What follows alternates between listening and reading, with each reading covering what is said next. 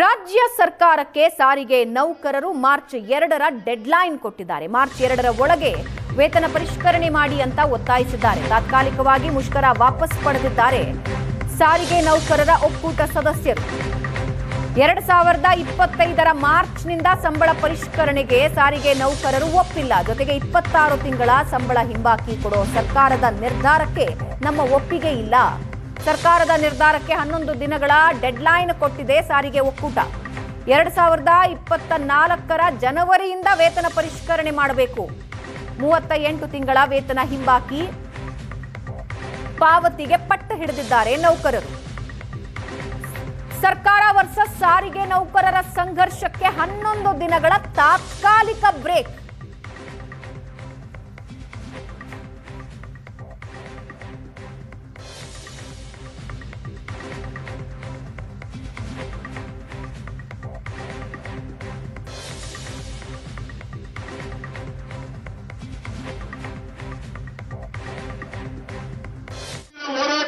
ಮುಂದಿನ ಹೋರಾಟ ಮಾರ್ಚ್ 2ನೇ ತಾರೀಕಿಂದ ಇದೇ ಸ್ವಾತಂತ್ರ್ಯ ಯೋಧರ ಪಾರ್ಕ್ ಅಲ್ಲಿ ನಿರಂತರವಾದಂತ ಧರಣಿಯನ್ನ ನಾವು ಸಾರಿಗೆ ನಿಗಮದ ನೌಕರರು ನಾವು ನಡೆಸ್ತೀವಿ.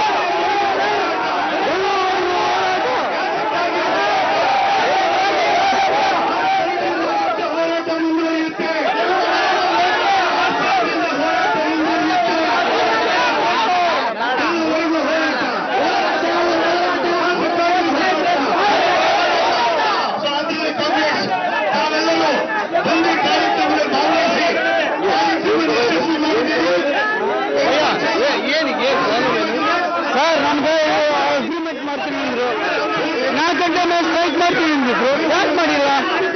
ಈಗ 7ನೇ ತಾರೀಕು ಅಂದ್ರೆ ಯಾಕೆ 7ನೇ ತಾರೀಕು ಕೊಡ್ತೀನಿ ಅಂದ್ರೆ ಯಾಕೆ ಹಿಂಗಾಕ ಇವ್ರು ಬರೀ ಡೇಟ್ ತೋತಾ ಇರ್ತಾರೆ, ಇದು ಮಾಡ್ತಾ ಇರ್ತಾರೆ. ಅದೇ ಮಾಡೋಣ ನಾವು ಕೆಲಸ. ನಮ್ಗೆ ಬರೋಕ್ಕಾಗಲ್ಲ.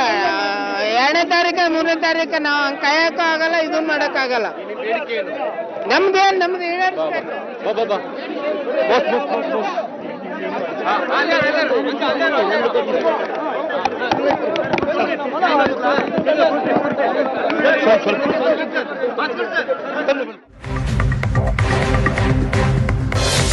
ಪ್ರತಿಭಟನೆ ವಾಪಸ್ ನಿರ್ಧಾರಕ್ಕೆ ಸಾರಿಗೆ ನೌಕರರು ಆಕ್ರೋಶ ವ್ಯಕ್ತಪಡಿಸಿದ್ದಾರೆ.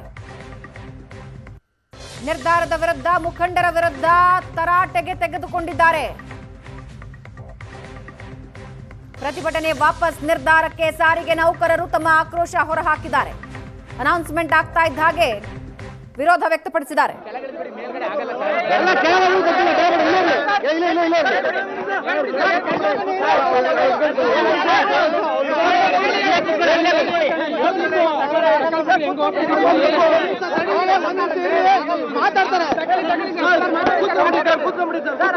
ಇಲ್ಲ ಹೇಳ್ತಾರೆ. ಒಂದ್ ನಿಮಿಷ ಒಂದು ಚೇರ್ ಕೊಟ್ಬಿಡಿ.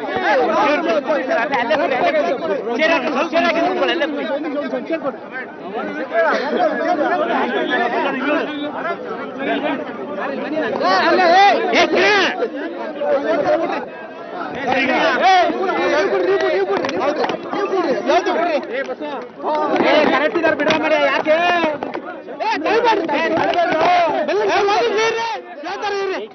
ಸರ್ ಒಂದ್ ನಿಮಿಷ ಸರ್, ಈಗ ಜಂಟಿ ಕ್ರಿಯಾ ಸಮಿತಿ ಏನ್ ತೀರ್ಮಾನವನ್ನು ಮಾಡಿದೆ, ರಾಜ್ಯ ಸರ್ಕಾರ ಈಗಾಗಲೇ 38 ತಿಂಗಳ ವೇತನ ಹಿಂಬಾಕಿಯಲ್ಲಿ 26 ತಿಂಗಳು ಕೂಡ ಒಪ್ಕೊಂಡಿದೆ.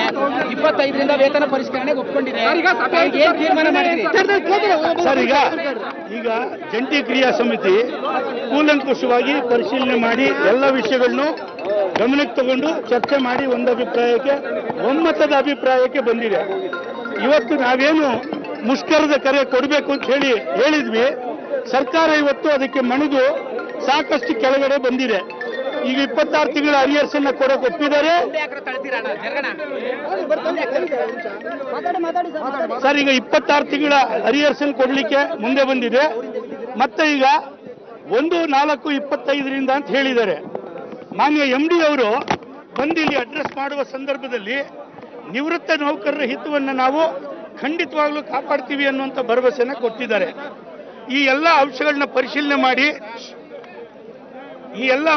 ಪರಿಶೀಲನೆ ಮಾಡಿ ಜಂಟಿ ಕ್ರಿಯಾ ಸಮಿತಿ ನಾವು ಯಾವುದೇ ಮುಷ್ಕರಕ್ಕೆ ಇವತ್ತು ಕರೆ ಕೊಡ್ತಾ ಇಲ್ಲ.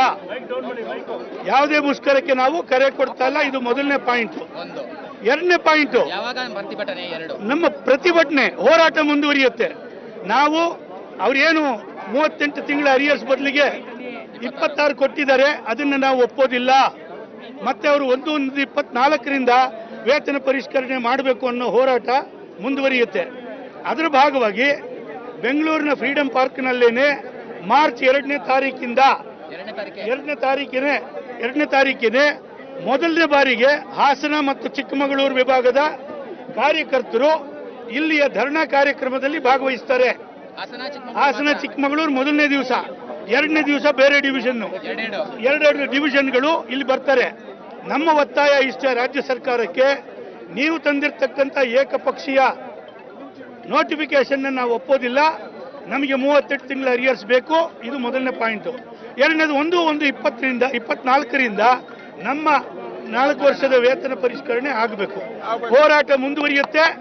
ಜಂಟಿ ಕ್ರಿಯಾ ಸಮಿತಿ ಈಗಲೂ ಸಹ ಮಾತುಕತೆಗೆ ಸಿದ್ಧ ಇದೆ ಅನ್ನುವಂಥ ಸಂದೇಶನ ಜಂಟಿ ಕ್ರಿಯಾ ಸಮಿತಿ ತಮ್ಮ ಮೂಲಕ ನಾಡಿನ ಜನರಿಗೆ ಮತ್ತು ಸಾರಿಗೆ ನೌಕರರಿಗೆ ಕೊಡಲಿಕ್ಕೆ ಬಯಸುತ್ತೆ. ಸರ್, ಈಗ ನಾನು ಹೇಳೋದು ಸರ್, ಈಗ ನಾವು ಜನರಿಗೆ ಸ್ಪಷ್ಟವಾಗಿ ಸಂದೇಶ ಕೊಟ್ಟಿದ್ವಿ, ಮುಂದಿನ ಹೋರಾಟವನ್ನು ನಾವು ತೀರ್ಮಾನ ಮಾಡ್ತೀವಿ ಅಂತ. ಅವರು ಮುಷ್ಕರನ ಈಗಲೇ ಮಾಡು ಅಂತಂದ್ರೆ ಇವತ್ತು ಪರೀಕ್ಷಾ ಸಮಯ, ಸಾವಿರಾರು ಜನ ಕಾರ್ಮಿಕರು ಮತ್ತು ಮೈಗ್ರೆಂಟ್ ವರ್ಕರ್ಸ್ ಇರ್ತಾರೆ, ಊರು ಬಿಟ್ಟವರು ಇರ್ತಾರೆ. ನಾವು ಏಕದಮ್ ಮುಷ್ಕರ ಅನೌನ್ಸ್ ಮಾಡಿ ಇವಾಗ ರಾತ್ರಿ ಮನೆಗೆ ವಾಪಸ್ ಹೋಗದೇ ಇದ್ರೆ ತಾವೆಲ್ಲರೂ ನಮಗೆ ಬೆಂಬಲ ಕೊಡ್ತೀರಾ? ಇವತ್ತು ಈ ಪ್ರಮಾಣದಲ್ಲಿ ಬೆಂಬಲ ತಾವು ಕೊಟ್ಟಿದ್ದೀರಿ. ಮತ್ತೆ ರಾಜಕೀಯ ಪಕ್ಷಗಳು ಇವತ್ತು ನಮಗೆ ಭಾರತ ಕಮ್ಯುನಿಸ್ಟ್ ಪಕ್ಷ, BJP ಇಬ್ಬರು ಕೂಡ ನಮ್ಮ ಹೋರಾಟವನ್ನು ಬೆಂಬಲಿಸಿದೆ. ನಾಳೆ ನಾವು ಏಕಾಏಕಿ ಮುಷ್ಕರ ಮಾಡಿ ಇವತ್ತು 1,50,00,000 ಜನ ಇವತ್ತು ಸಾರಿಗೆ ಸೌಲಭ್ಯ ಇಲ್ಲದೆ ಏಕದಮ್ ಅವರು ಬೀದಿಗೆ ನಿಲ್ಲುವಂಥ ಸಂದರ್ಭ ಬಂದರೆ ಅದು ಇಡೀ ಜನ ಸಮುದಾಯ ನಮ್ಮ ಹೋರಾಟವನ್ನು ಸಿಂಪಥೆಟಿಕ್ ಆಗಿ ನೋಡಲಿಕ್ಕೆ ಸಾಧ್ಯ ಇಲ್ಲ. ಇವತ್ತು ಕಾರ್ಮಿಕರ ಭಾವನೆ ನಮ್ಗೆ ಅರ್ಥವಾಗುತ್ತೆ. ಅವರಿಗೆ ಅಷ್ಟು ಬೇಸತ್ತಿದ್ದಾರೆ. ಕಳೆದ 7 ವರ್ಷಗಳಿಂದ ಅವರಿಗೆ ಕಾದು ಬೇಸತ್ತಿದ್ದಾರೆ. ಆ ಬೇಸರದ ಒಂದು ರಿಯಾಕ್ಷನ್ನು ತಮ್ಮ ಮೂಲಕ ಸರ್ಕಾರನೂ ಕೂಡ ಈ ಬೇಸರವನ್ನು ಗಮನಿಸಬೇಕು. ಇಡೀ ಸಾರಿಗೆ ಕಾರ್ಮಿಕರು ಆ ರೀತಿ ಆಗಕ್ಕೆ ಅವಕಾಶ ಕೊಡಬೇಡ್ರಿ. ಇವತ್ತು ಜಂಟಿ ಕ್ರಿಯಾ ಸಮಿತಿ ಜೊತೆಯಲ್ಲಿ ಮಾತುಕತೆ ಮಾಡಿ ಈ 2 ವಿಷಯಗಳನ್ನ ಇತ್ಯರ್ಥ ಮಾಡ್ರಿ ಅಂತ ಹೇಳಿ ನಾವು ಸರ್ಕಾರವನ್ನ ಮತ್ತು ಸಾರಿಗೆ ನಿಗಮಗಳ ಆಡಳಿತ ವರ್ಗನ ನಾವು ವಿನಂತಿ ಮಾಡ್ತೀವಿ. ಸರ್, ಇವಾಗ ಪ್ಲೀಸ್ ಅರ್ಥ ಮಾಡ್ಕೊಳ್ರಿ, ಮಂತ್ರಿಗಳು ಮತ್ತೆ ಮುಖ್ಯಮಂತ್ರಿಗಳು ಬಜೆಟ್ ಅಲ್ಲಿ ಇರ್ತಾರೆ. KSRTC MD ಅವರಿಗೆ ಯಾವುದೇ ಬಜೆಟ್ ಇಲ್ಲ. ಬಜೆಟ್ ಅಧಿವೇಶನ ಶುರು ಆದ್ಮೇಲೆ ಅವ್ರು ಬ್ಯುಸಿ ಆಗ್ತಾರೆ. ಅದಕ್ಕೆ ಮುಂಚೆ ಮಾತುಕತೆ ಕರೆದ್ರೆ ನಾವು ಹೋಗಿ ಮಾತಾಡ್ತೀವಿ. ಏನು ಒಂದೇ ಮೀಟಿಂಗಲ್ಲಿ ಏನು ಇತ್ಯರ್ಥ ಆಗೋದಿಲ್ಲ. ಅದರಿಂದ ಮಾನ್ಯ ವ್ಯವಸ್ಥಾಪಕ ನಿರ್ದೇಶಕರು ನಾವು ಅವ್ರನ್ನ ವಿನಂತಿ ಮಾಡ್ಕೊಂಡ್ವಿ, ನೀವೊಂದು ಮೀಟಿಂಗ್ ಕರೀರಿ ಅಂತ. ಅವ್ರೇನು ಹೇಳಿದ್ದಾರೆ, ನಾನು ಟ್ರಾನ್ಸ್ಪೋರ್ಟ್ ಮಿನಿಸ್ಟರ್ ಹತ್ರ ಮಾತಾಡಿ ನಿಮ್ಗೊಂದು ಡೇಟ್ ಕೊಟ್ಬಿಡ್ತೀನಿ ಸದ್ಯದಲ್ಲೇ ಅಂತ. ಸೊ ಅದರಿಂದ ತಾಳ್ಮೆ ಇಲ್ಲದೆ ಇದ್ರೆ ಇಷ್ಟು ದೊಡ್ಡ ಜನ ಸಮುದಾಯನ ಒಂದು ಸಂಘಟನೆನ ಲೀಡ್ ಮಾಡೋದು ಸುಲಭ ಅಲ್ಲ. ತಾಳ್ಮೆ ಕೆಟ್ಟರೆ ಏನಾಗುತ್ತೆ, ಅಕಸ್ಮಾತ್ ಇವತ್ತೊಂದು ಜನ ಒಂದು section of the workers immediately announce ಮಾಡಿ ಅಂದರು. ಅನೌನ್ಸ್ ಮಾಡಿದ್ರೆ ಏನಾಗುತ್ತೆ, 21ನೇ ಇಸ್ವಿಲಿ ಆಗಿದ್ದಾಗುತ್ತೆ. ಸರ್ಕಾರ ನಿಮ್ಮ ಹತ್ರ ಮಾತುಕತೆ ಮಾಡ್ತೀವಿ ಅಂತ ಹೇಳಿದ್ರು ನೀವು ಆ ಅವಕಾಶ ಉಪಯೋಗಿಸ್ಕೊಳ್ದೆ ನೀವು ಏಕಾಏಕಿ ಸ್ಟ್ರೈಕ್ ಮಾಡ್ತೀವಿ ಅಂದ್ರೆ ಏನಾಗುತ್ತೆ? ಅದರಿಂದ ನಾವು ಹಳಿ ತಪ್ಪಬಾರ್ದು. ಈಗಾಗಲೇ ಮಾಡಿರ್ತಕ್ಕಂಥ ಹೋರಾಟಕ್ಕೆ ಭಾಗಶಃ ಪ್ರತಿಫಲ ಸಿಕ್ಕಿದೆ. ನಾವು ಇದನ್ನ ಉಳಿಸ್ಕೊಂಡು ಈಗ ಪಡಿಬೇಕಾಗಿರೋದಕ್ಕೆ ಹೋರಾಟ ಮುಂದುವರಿಸ್ತೀವಿ. ಅದರಿಂದ ನಾವು ಯಾವುದೇ ಡಿಮಾಂಡ್ಗಳನ್ನು ಕಾಂಪ್ರಮೈಸ್ ಮಾಡಿಲ್ಲ. ಮತ್ತು at the same time public ಅವರನ್ನು ನಾವು we are not taking them to ransom, we are not holding them to ransom. ಅದರಿಂದ ನಾವು ಜವಾಬ್ದಾರಿಯುತವಾಗಿ ನಡ್ಕೊಂಡಿದ್ದೀವಿ. ಅದರಿಂದ ಜನಗಳ ಆಕ್ರೋಶ, ಇಮಿಡಿಯೇಟ್ ಆಗಿ ನೀವು ಕಾರ್ಯಕ್ರಮ ಕೊಡಬೇಕು ಅನ್ನುವಂಥ ಆಕ್ರೋಶ ನಮ್ಗೆ ಅರ್ಥವಾಗುತ್ತೆ. ಅವ್ರ ಭಾವನೆಗಳನ್ನು ಗೌರವಿಸ್ತೀವಿ ನಾವು.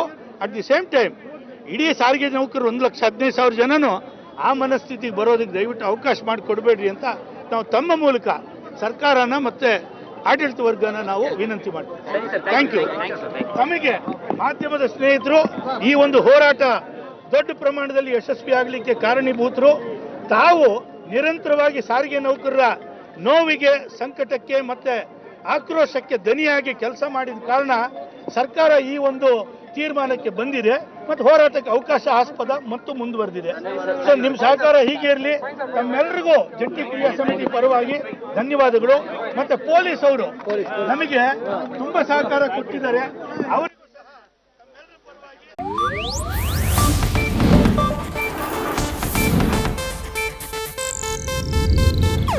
ಇದು ಏಷ್ಯಾನೆಟ್ ನ್ಯೂಸ್ ನೆಟ್ವರ್ಕ್ ಪ್ರಸ್ತುತಿ.